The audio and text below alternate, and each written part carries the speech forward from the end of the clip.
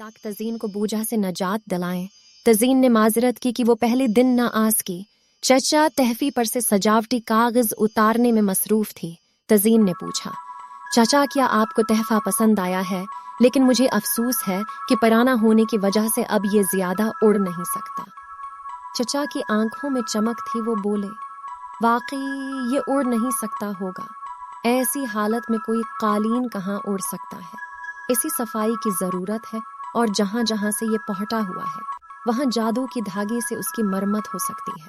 इसके बाद ये बालकल नई जैसा हो जाएगा। कल दोबारा आना, तब तक मैं उसकी मरम्मत कर लूंगा, फिर तुम्हें असल तमाशा दिखाऊंगा। तज़ीन को मजीद शाबाश की जरूरत नहीं थी। वो वैसे ही बहुत खुश थे। इसने चचा को वो तोहफा दिया था जिससे वो खुश हो गई थी और वो अब सिर्फ कालीन के उड़ने का तमाशा देखने के लिए बेताब थी। अगली सुबह वो जल्द ही चचा के घर पहुंच गई। चचा बोली, ये बालकल ठीक हो गया है, आओ उस पर सवारी की कोशिश करें।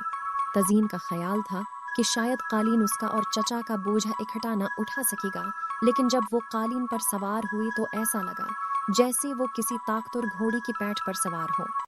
चचा ने पूछा, क्या तुम तैयार हो? आसी मजबूती से पकड़ लो, शुरू में हो सकता है ये कुछ शरारत भी करे। वाकई कुछ देर में कालीन जैसे बेचैन होने लगा, उछल कूद की, लेकिन फिर उन्हें लेकर हुआ में बुलंद हुआ और कमरे से बाहर निकल गया। हुआ कि शोर की वजह से तज़ीन जोर से बोली, हम कहाँ जा रही हैं?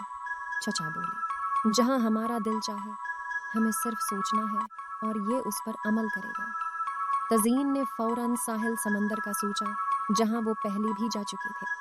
तभी कालीन ने लिट्टू की तरह घूमना शुरू कर दिया। चक्करों की वजह से तज़ीन का सर भी घूमने लगा। उसका दिल चाहा कि वो कालीन से उतर जाए।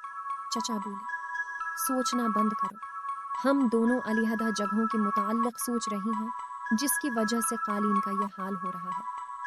तज़ीन का सिर इतना चुकरा रहा था कि वो सोच ही नहीं सकती थी।